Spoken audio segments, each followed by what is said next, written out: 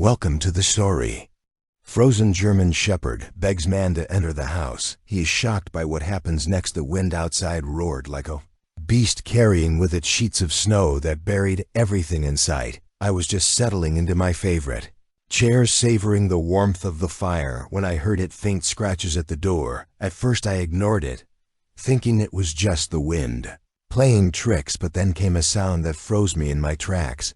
A desperate when I opened the door to find a trembling German shepherd, his body covered in snow and barely clinging to life. What happened next would haunt me forever. Winter in the mountains is a force to be reckoned with. The snowstorm that night wasn't just any storm, it was one of those relentless, unforgiving tempests that made you grateful to be indoors. My cabin tucked away in the woods was my sanctuary, and I had spent the evening doing what I always did on nights like this, stoking the fire and letting its warmth erase the chill from my bones. The wind howled outside, rattling the windows and causing the shutters to creak. I was halfway through a book, the kind that you read slowly just to savor, when I heard it, a soft, repetitive scratching. At first, I dismissed it out. Here noises were common. Branches swayed in the wind, animals roamed through the snow, and sometimes the cabin itself seemed to groan under the weight of the storm. But then the sound came again, more insistent this time. Scratch, scratch, whine. I set my book down, my heart pounding. Living alone in the wilderness, you learn to trust your instincts, and something about that sound wasn't right. I approached the door cautiously, my bare feet patting against the wooden floor. The scratching stopped as I got closer, replaced by a low, pitiful whimper.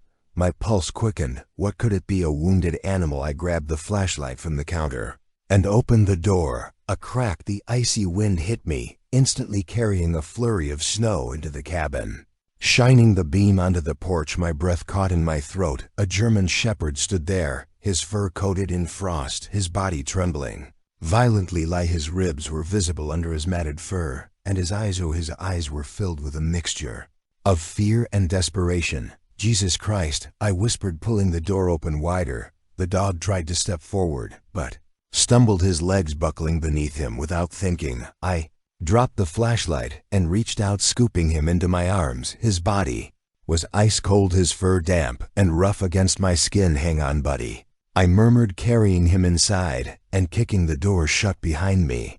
I laid him gently on the rug near the fireplace, my hands shaking as I grabbed a blanket to wrap around him. He didn't move. His chest rose and fell in shallow breaths for a moment.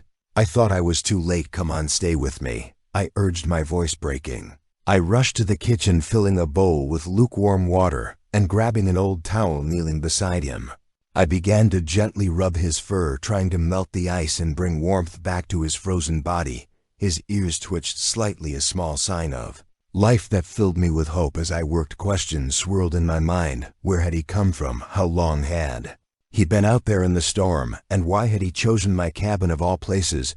The storm outside raged on, but inside the fire crackled, and the room grew warmer. Slowly the dog's trembling lessened. His eyes fluttered open for a brief moment, meeting mine before closing again. You're safe now, I whispered, not sure if he could hear me.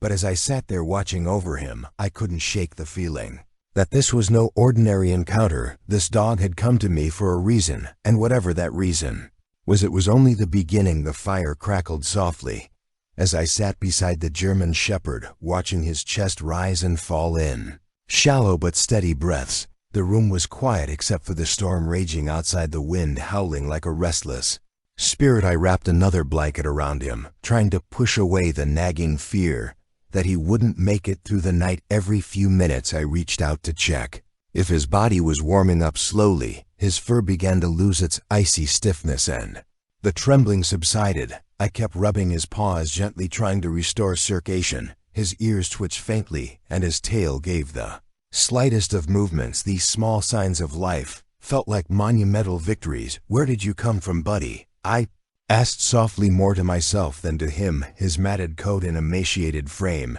suggested he had been on his own for a long time, yet he had made it to my doorstep through a storm that could have easily claimed his life.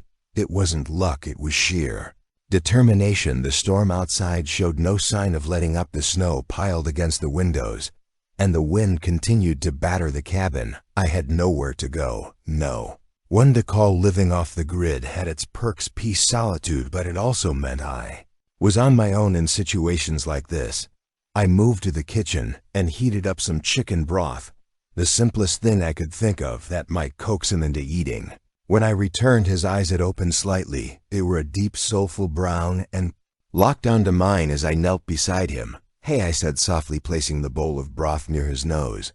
"I made this for you. Can you try a little?" He sniffed the bowl weakly. His nose twitching after a moment, he stretched his neck forward and lapped at the liquid. My chest tightened with relief. "Good boy," I whispered, stroking his head gently. The simple act of eating seemed to give him a little strength. He tried to shift his position, pushing himself up slightly before collapsing back onto the blanket. "Easy," I said, helping him settle back down. "You've been through a lot.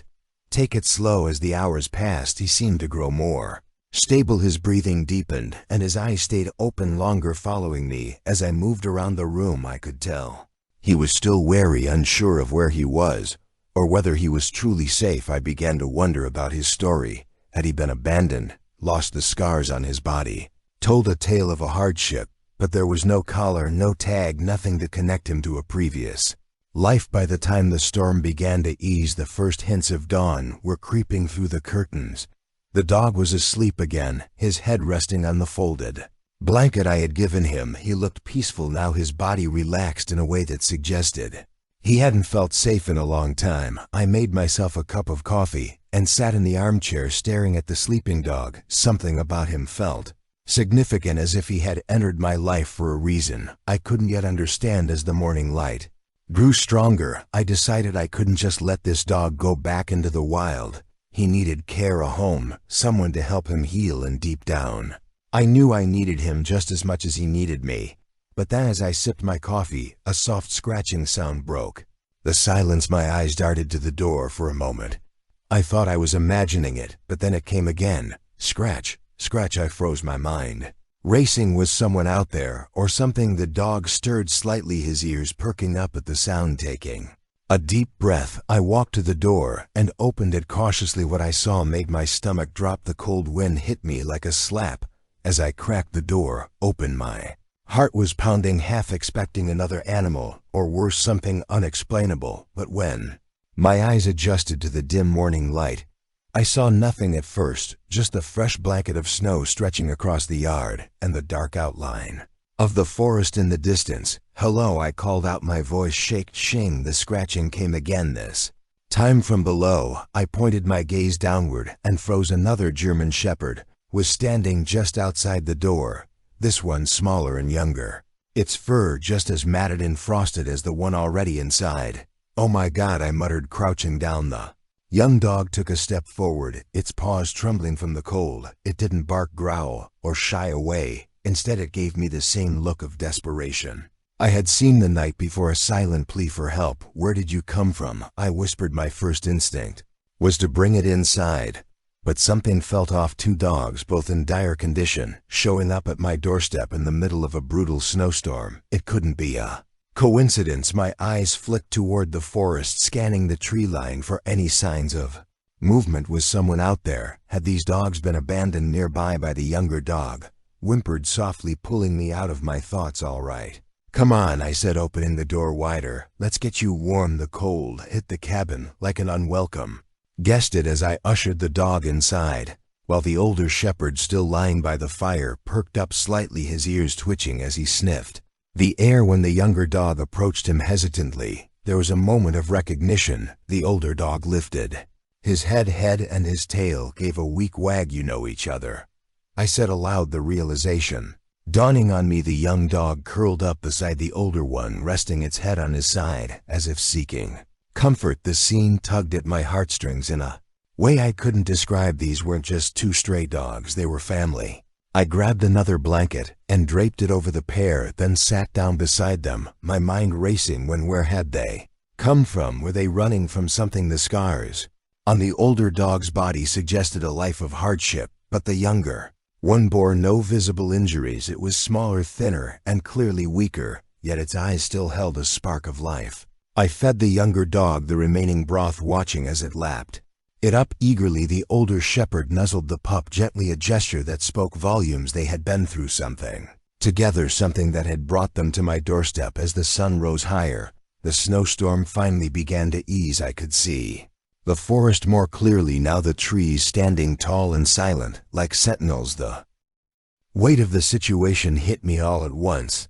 These dogs hadn't just stumbled upon my cabin by chance. They had come here for a reason. The question was, what had driven them here? I decided to investigate. After making sure the dogs were warm and settled, I grabbed my coat and boots. The wind had died down, but the air was still bitterly cold. As I stepped outside, the snow crunched beneath my feet. As I walked around the cabin, searching for tracks, it didn't take long to find them. 2 sets of paw prints led from the forest to my porch, partially covered by fresh snow.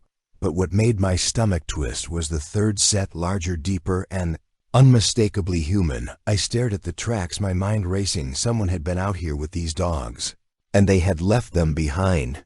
But why? As I followed the tracks toward the forest, a sense of unease settled over me.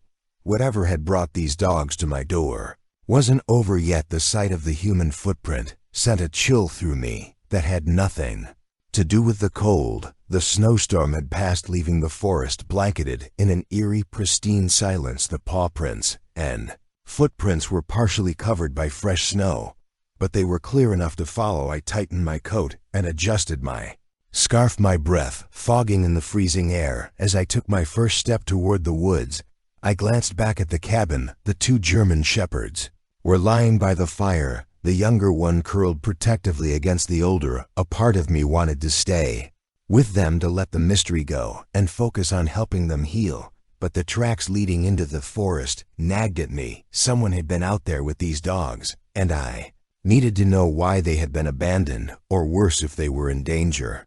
The forest was dense, the snow crunching loudly under my boots. As I pushed deeper among the trees, every sound felt magnified in the stillness. The creak of branches overhead, the occasional patter of snow falling from a high bow. My nerves were on edge, but I kept going, following the trail. The human footprints were erratic, weaving in and out of the dog's tracks as if whoever it was had been wandering aimlessly. I couldn't shake the feeling that something was wrong. The prints didn't lead to a clear destination.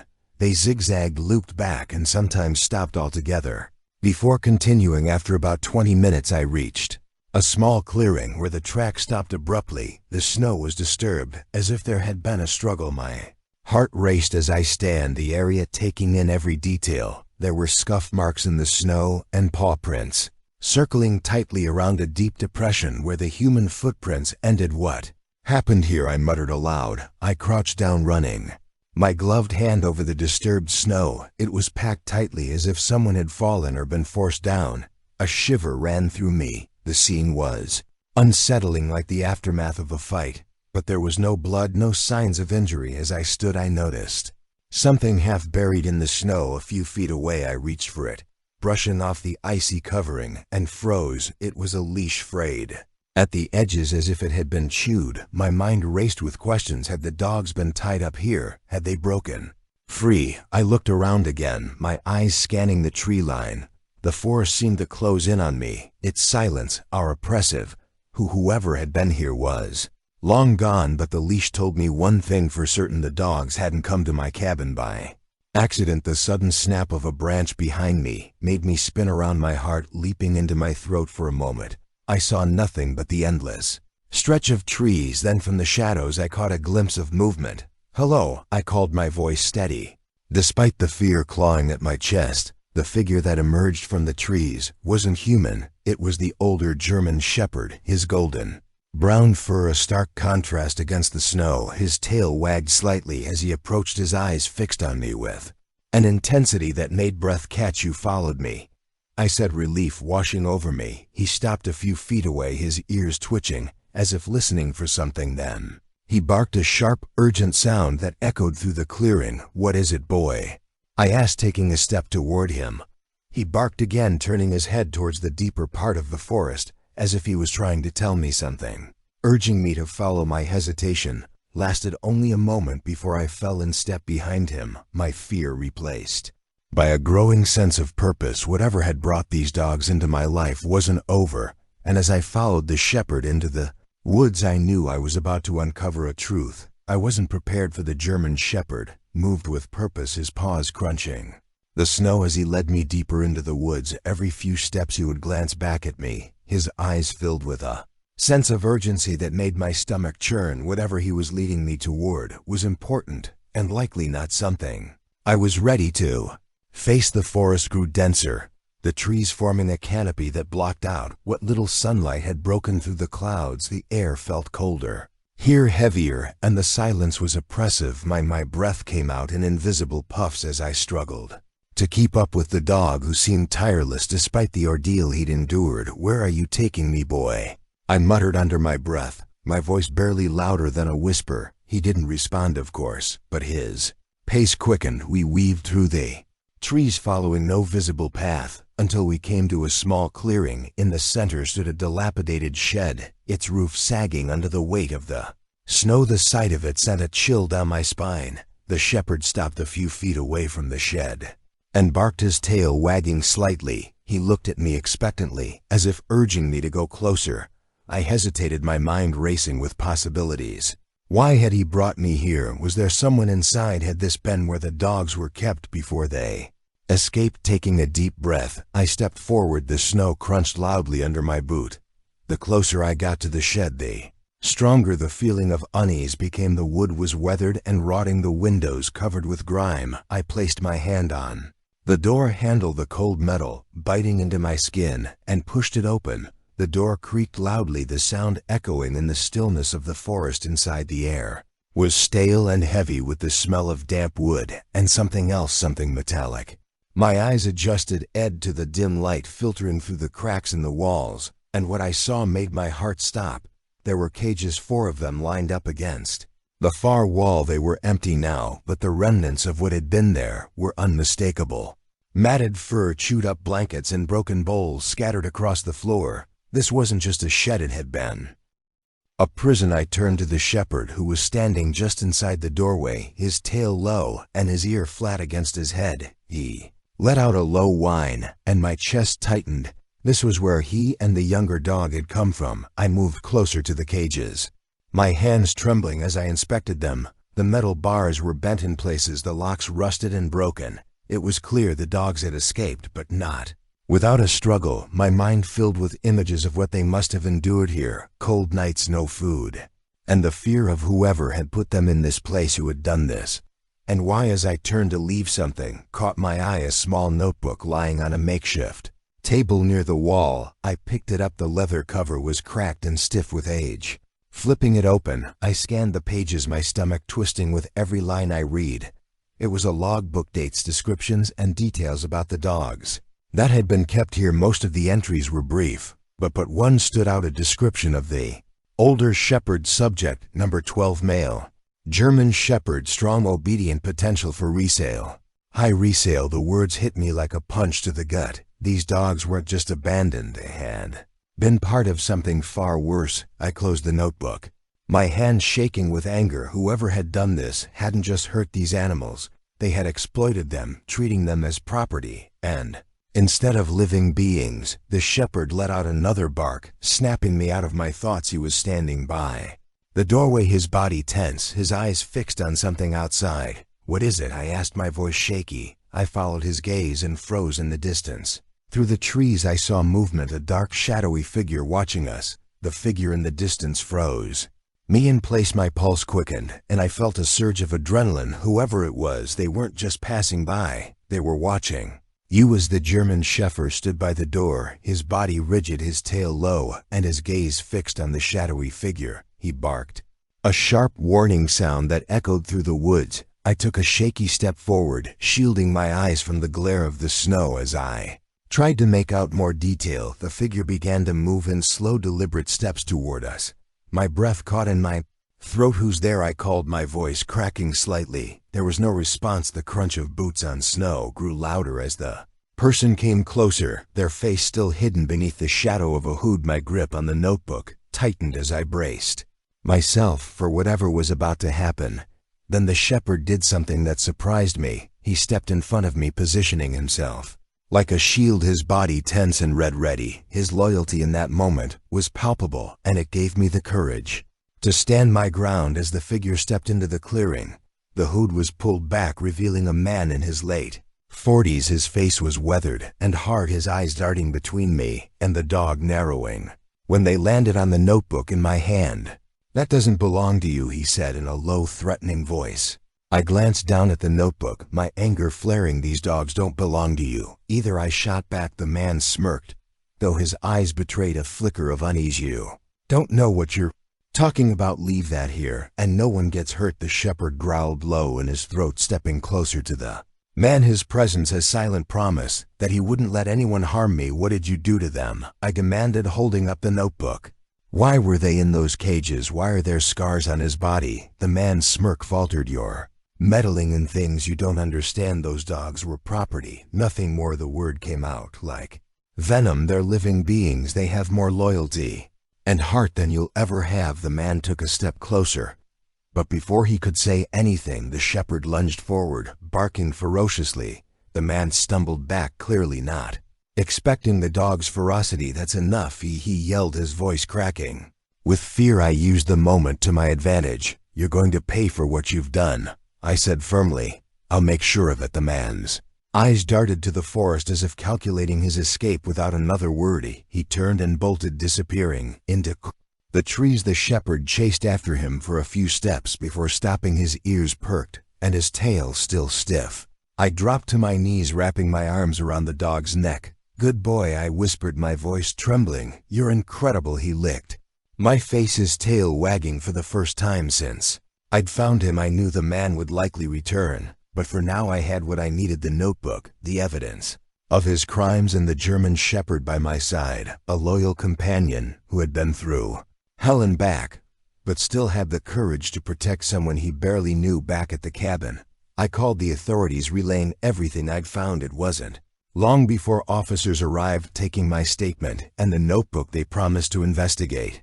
But even as they left, I couldn't shake the feeling that this wasn't over. The shepherd and the younger dog stayed with me, their bond growing stronger each day. I named the older one Hero because that's exactly what he was, a hero who had survived against all odds and stood by me when it mattered most. As for the man in the woods, I never saw him again. But the scars he left on those dogs and the determination they showed to survive would stay with me forever. Hero taught me something I never forget: loyalty and love don't need words. Sometimes they're shown in actions, in the way a dog stands by you, protects you, and reminds you of the goodness that can still be found in the darkest moments. Hero's journey stands as a powerful testament to the extraordinary bond between humans and their animal companions. His unwavering courage and deep loyalty transformed my life in ways I never imagined, proving that miracles often come on four paws.